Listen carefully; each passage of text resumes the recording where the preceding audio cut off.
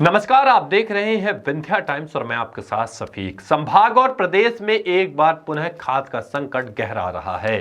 सहकारी समितियों में डीएपी खाद का कहीं दूर दूर तक पता नहीं है, जिसकी वजह से किसानों को मिलावट युक्त बाजारू खाद लेनी पड़ रही है। पिछले खरीफ सीजन से जारी खाद का संकट बदस्तूर 2024-25 में भी जारी है। सरकार पर्याप्त खाद की उपलब्धता के दावे तो कर रही है, लेकिन ग्राउंड हकीकत कुछ और ही बयां कर रही है। मामले की गंभीरता को देखते हुए सामाजिक कार्यकर्ता शिवानंद द्विवेदी ने मध्य प्रदेश की मोहन यादव सरकार को लेकर सवाल खड़े किए हैं। उन्होंने कहा कि सरकार के दावे खोखले हैं और वह किसानों को गुमराह कर रही है। आए दिन जनसंपर्क और मीडिया के माध्यम से पर्याप्त खाद की उपलब्धता के जो दावे सरकारी मुलजिमान और मंत्रियों द्वारा किए जा रहे हैं, वह पूरी तरह से झूठे हैं। रीवा जिले और संभाग की बात की जाए तो यहां 3/4 समितियों में खाद की उपलब्धता नहीं है, जिसकी वजह से किसान परेशान हो रहे हैं और व्यापारियों से मिलावट युक्त घटिया गुणवत्ता की खाद खरीद रहे हैं। रीवा जिले के बांस सहकारी समिति के किसान राजेश पटेल, शैलेंद्र पटेल, शिवशंकर शुक्ला, सामाजिक कार्यकर्ता देवेंद्र तिवारी, जनपद सदस्य प्रतिनिधि अनिल पटेल एवं इंद्रमणि द्विवेदी सहित दर्जनों किसानों ने वर्तमान मध्य प्रदेश सरकार को किसान विरोधी बताते हुए तत्काल संज्ञान लेने और किसानों को खाद उपलब्ध कराए जाने की मांग रखी है।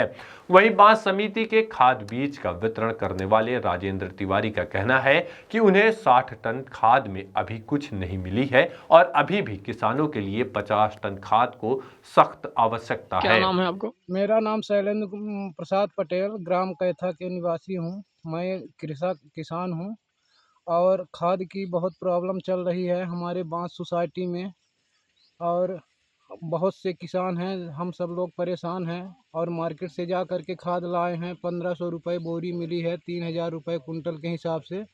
और वो भी खाद जो है तो उसमें कोई कांकड़ जैसे समझ में आता है, पिघलती भी नहीं है। तो भारी समस्या है किसानों के लिए और हम जो है तो अपनी आवाज़ जो है तो हम प्रशासन के पास पहुंचाना चाहते हैं कि किसानों के साथ ऐसा छलावा सरकार ना करे कि किसान जो है तो समय में उनको खाद भी नहीं मिल पाती है और इतना किसानी में मेहनत करना पड़ता है। और इसके बाद सरकार फसल तो स्वयं अपने हिसाब से रेट लेती है, फिर भी हम लोगों को खाद पानी हर चीज़ जब नहीं मिल पाएगा तो समस्या ज़्यादा जटिल हो जाएगी।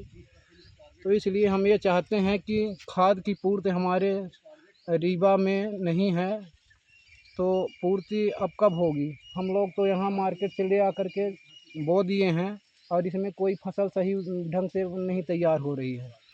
मार्केट में जो खाद मिल रही है क्या वो ओरिजिनल है?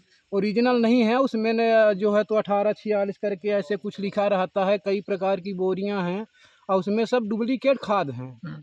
उसमें और समिति में आपको बांस समिति में क्या बता रहे हैं समिति प्रबंधक? बात बांस हुई समिति में वही जब जाते हैं खाद जो देते हैं तो बता रहे हैं कि खाद अभी आई ही नहीं है सोसाइटी में। कलेक्टर तो कह रहे हैं, मंत्री यहाँ पर कह रहे हैं कि हमारे जिले और प्रदेश में खाद की कोई कमी ही नहीं है।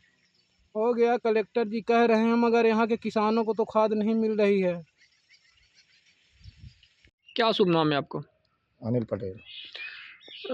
यहाँ पर खाद की समस्या किसानों को बनी हुई है और आप एक जनप्रतिनिधि के घर से भी ताल्लुक़ रखते हैं। आपकी पता चला कि आपके कौन परिजन हैं जो जनपद सदस्य हैं? मेरे बड़े भाई हैं। अच्छा, भाभी हैं। भाभी हैं आपकी।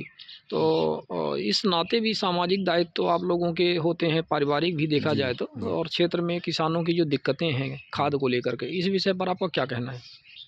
भारी समस्याओं को झेलना पड़ रहा है हमारे किसान भाइयों। मैं अपने मदरी पंचायत में भी के कोटा है, समिति है, सब कुछ है। डीएपी की खाद अभी तक उपलब्ध नहीं हो पाई। महीनों बीत रहे हैं, लोगों पलेवा दे के खेतों से परेशान हैं, बाज आए हैं, डेली लाइन लगाए रहते हैं समिति में आके। कहीं भी डीएपी खाद उपलब्ध ही नहीं हो रही। मार्केट से ले जाते हैं और डुप्लीकेट खाद है, सफ़ेद मिलती है, उसको मजबूर है बोने के लिए। किसान क्या करें, क्योंकि दोबारा पानी नहीं मिल पाएगा, खेत पड़ जाएंगे। यही परेशानी है सर।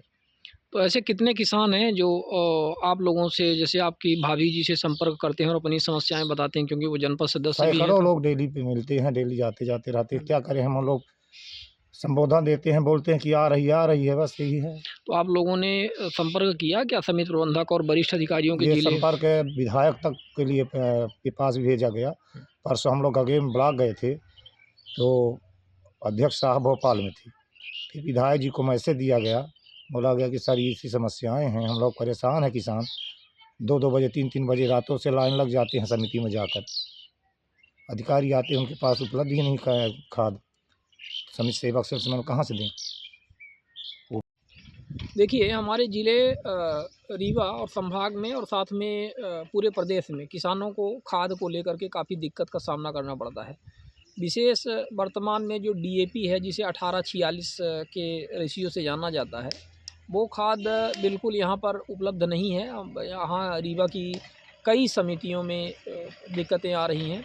यहाँ जो रीवा के जो डिप्टी सीएम हैं, ये कह रहे हैं और साथ में जिला कलेक्टर वगैरह कहते हैं कि हमारे पास खाद की कोई कमी नहीं है, पर्याप्त रैक उपलब्ध है और पर्याप्त मात्रा में खाद है।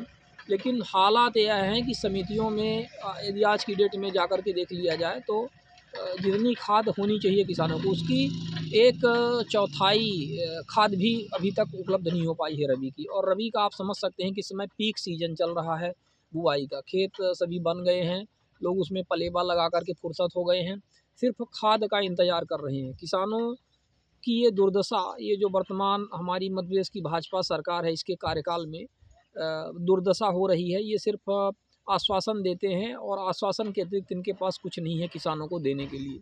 और जो खाद की समस्या है, ये बेहद चिंतनीय बात है। और यदि किसान अपनी फसल नहीं बो पाएगा समय पर, उसकी उपज नहीं होगी, तो फिर ये जो समितियों में खाद्यान्न पीडीएस स्कीम सारी चीज़ें ये जो सरकार मुफ्त में वितरित कर रही है, तो इसका भी भरपाई ये कहाँ से करेगी, इनको भी ये सोचना चाहिए।